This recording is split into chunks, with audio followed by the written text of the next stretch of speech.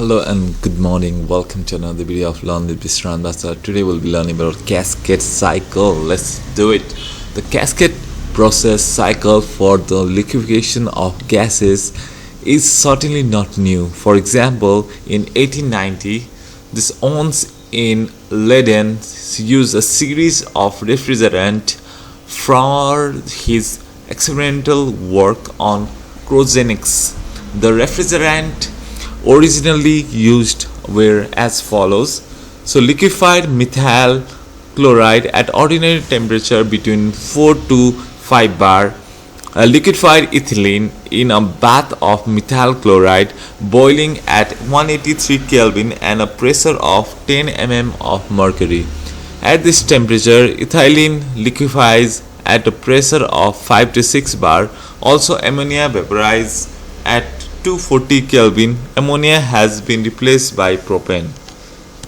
Liquefied ethanol boiling at a pressure of 20 mm of mercury had a temperature of 131 Kelvin. At this temperature, oxygen can be liquefied at a pressure of 20 bar.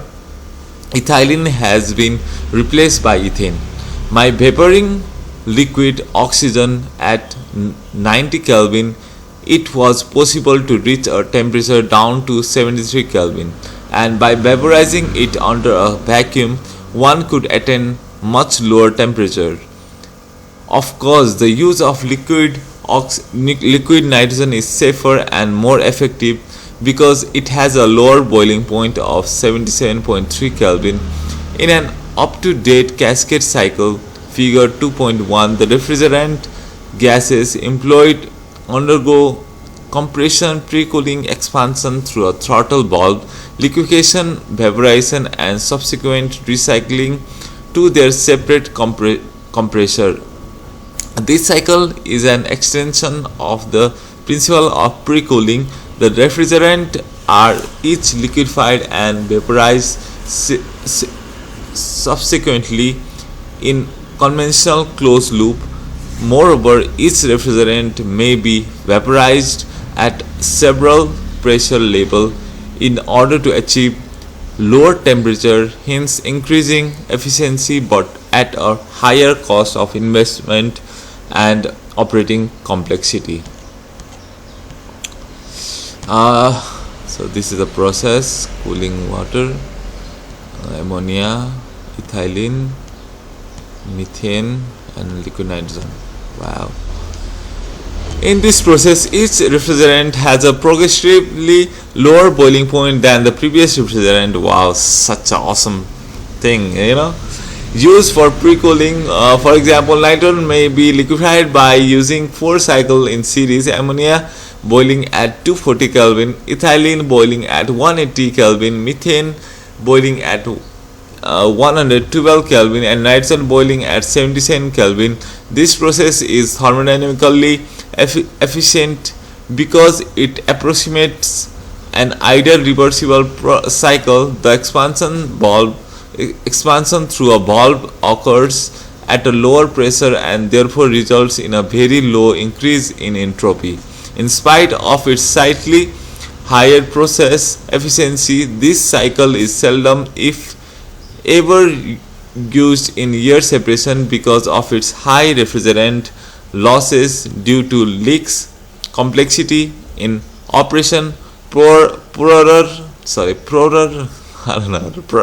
safety factor, and higher required investment. After World War II, with the tremendous development of the petroleum and petrochemical industries, some engineers did consider this for refrigerant for the separation of air for very large production of oxygen. Calculation confirmed that the cascade cycle was more efficient than the standard called cycle. In fact, an engineering company took a patent on it without knowing that it had been conceived and used many years before.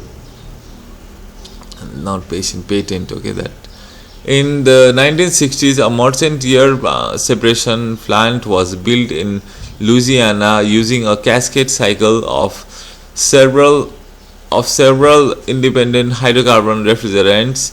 When the plant went into operation, however, production costs were much higher than estimated due to the excessive mechanical maintenance and continuous leak of the refrigerant.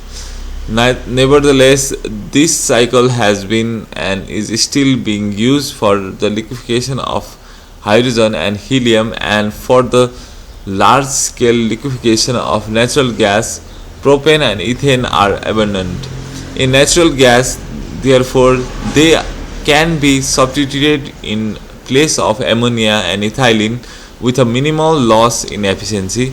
The cascade cycle is used in the treatment of natural gas for the recovery of pure methane, and is the standard for the large scale production of liquefied natural gas (LNG).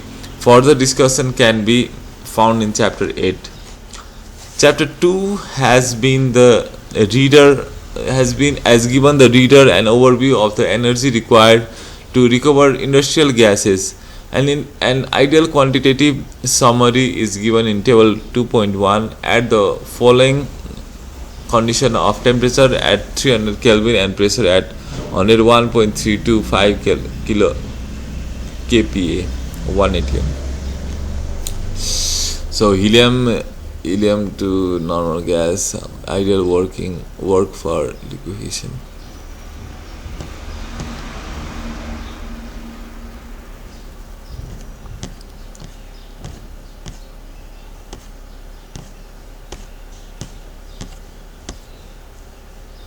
Okay, so your separation technology will do in tomorrow's class. Okay, thanks for watching. See another video. Keep growing, guys. Keep growing. Yeah.